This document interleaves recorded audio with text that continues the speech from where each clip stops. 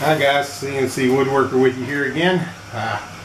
This is a real quick test that I'm doing. If you follow my last post, you know that doing the dual cut I had a question about retaining the zero.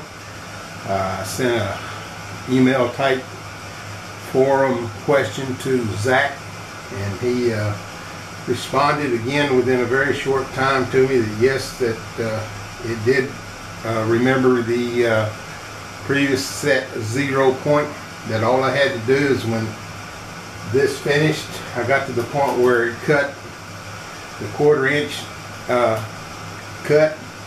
Now I'm ready. It says yes, it looks great, or no, something went wrong. I'm going to click on the yes, it looks great and see what comes up. All I did was make a little, took the TEXT and cut it down to just the T, and the cut it an 1/8 inch deep.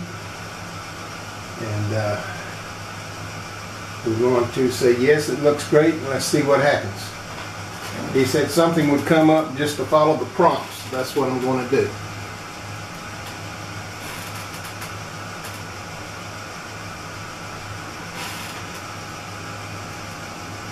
I don't want to share that with anyone. I guess I need to change out my 1/8 inch bit and then tell it to recarve again. So I will pause the video while I do that, and I'll come right back to you. We're going to go with that and see what it does. Raise the bit.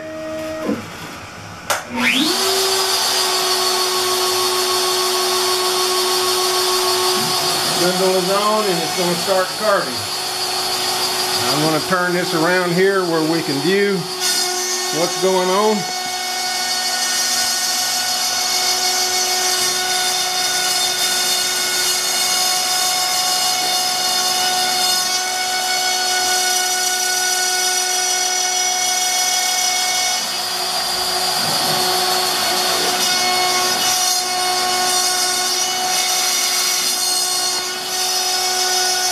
And we'll see what it does.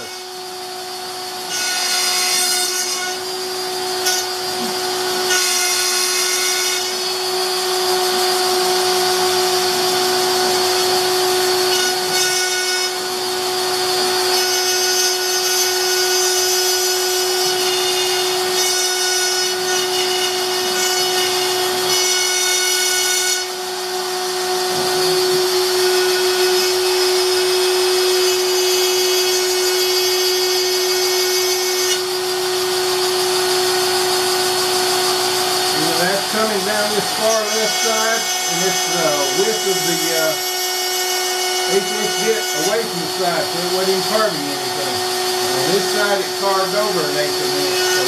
So again, I don't think that that's remembering the same as 0.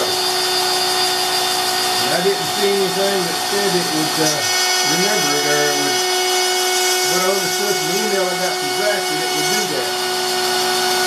I will post this and put it on the Inventables and reply to Zach and see if he can tell me what I've done wrong. Understanding I got from his reply was there would be a tutorial for me to follow. And other than doing the dual bit thing, I don't see it doing anything different.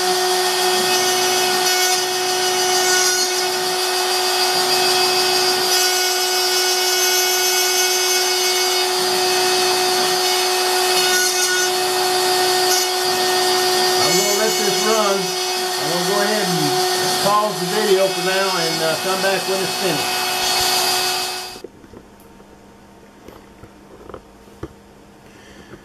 Okay guys, that was totally not what I was expecting.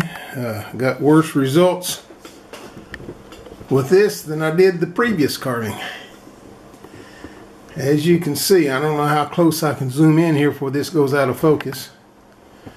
I'll try it until I can't anymore. I think I'll leave it there. As you can see over here, there's a little ridge where when it started, the 1/8 inch bit started carving, it left a ridge. Then it came up here and carved and carved and carved here. on the side of the T right here. There's a little indentation where it started to carve in and then it stopped, and then it carved around the T down about, I don't know, 1/2 of an inch or more, 1/16 of an inch or so forth. But it left all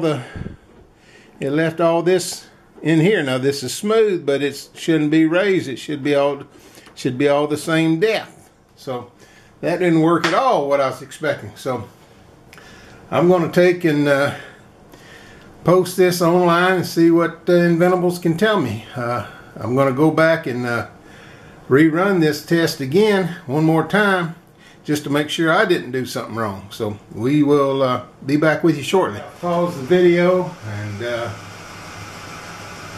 I'm going to zoom in now.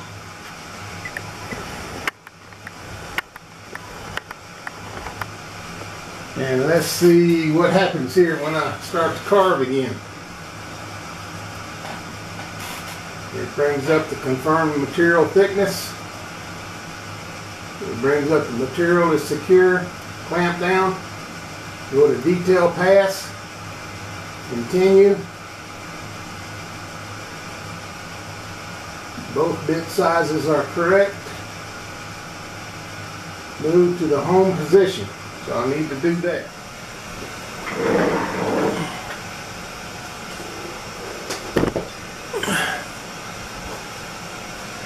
Okay, folks, it's the second one let me move this over. Second one I've cut. Now something I noticed here I didn't notice on the first cut. Along here, that's very smooth. And this edge is smooth, and this edge is smooth. But this edge here, there's a slight little lip where it started carving, and then when it went down to the next depth, it didn't go all the way over that way. Same with the T. It's smooth all the way around here, all the way around the top. But on this side and on this inside here and along this edge here, again, it didn't go all the way over and carve smooth. It left a little lip. So that's on the initial roughing carve. So I don't know if there's something going on with that or not, why that's doing that. I need to recheck my belts. They've been fine up to now. Everything looks good now, just kind of looking at them. They don't look like they've loosened up any, and they're pretty taut. Banjo tight, as they said, or whatever that means. Same with these. They're not as tight as the X channel is, but they're still pretty tight. So I don't know where that's going. What I did do, I don't know if you can see it, I'm going to move this back a little bit. I put a little cheater hole here. Well, let me turn that where you can, oops, excuse me. Turn that where you can see it. See that little cheater hole I put right there?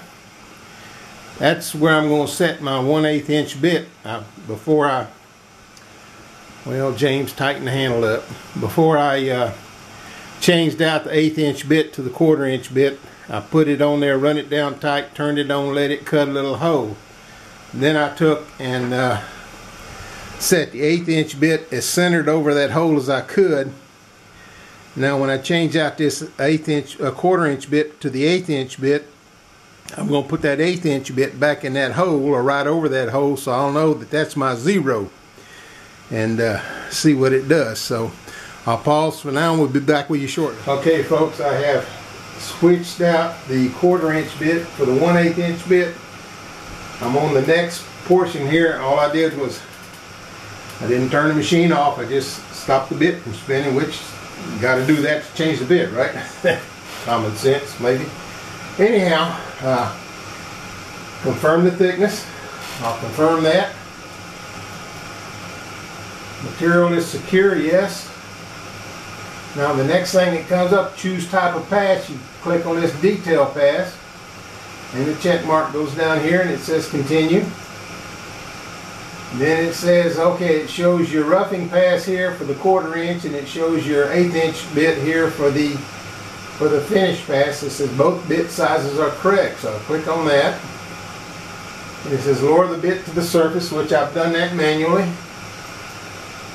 And it says raise the bit, which I'll do that. Now I'm going to go ahead and turn this on and let it start running, and I'll get up and pan around here, and we'll see. Well, let me pan around first. Let me get on the wood so we can see what's happening here.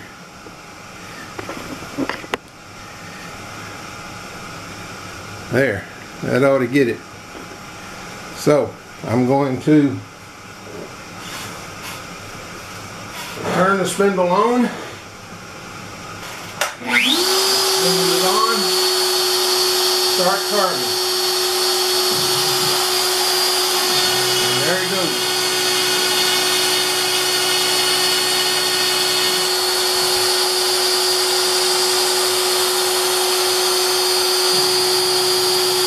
And you can see it took some off of this side. It's not taking anything off of this side.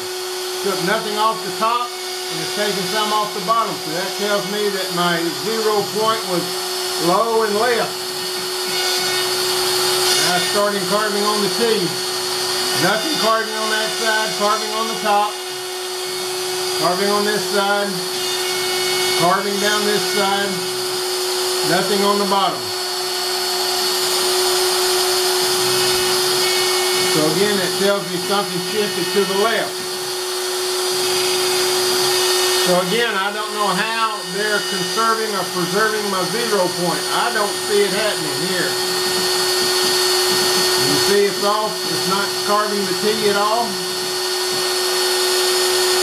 Run along the bottom of the T, didn't carve anything. Now it's going back up here and not carving anything. And it's carving. Almost the width of the bit on this left side here and on the bottom. It's almost half the width of the bit to the right or to the left here, and it's again the same distance down from the top. So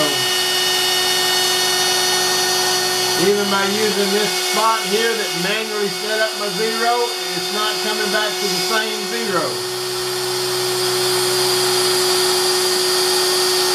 I'm going to go ahead and pause this video and send this in and see what they can tell me, because this obviously something's not right.